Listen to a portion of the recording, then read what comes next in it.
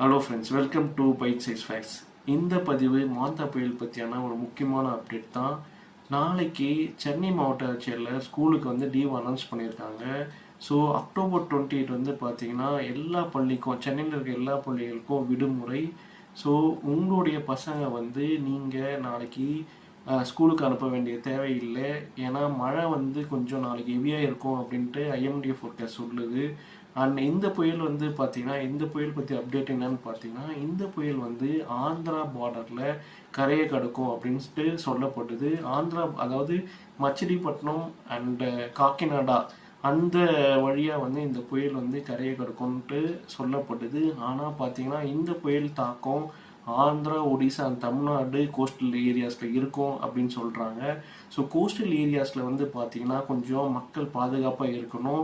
அங்கே local authority சொல்கிற அவங்களுடைய அறிவுரையை கேளுங்க. உங்களுக்கு உணவு அண்ட் வாட்டர் சப்ளைஸை வந்து நீங்கள் வாங்கி வச்சுக்கோங்க. அண்டு தேவை இருந்தால் ஒண்டி வெளியில் போங்க. அதுவும் வந்து மழை அதிகமாக இருந்துச்சுன்னா புயல் காற்று வேகம் அதிகமாக இருக்கும். அதனால் வெளியில் போகிறத முடிஞ்ச அளவுக்கு தவிருங்க.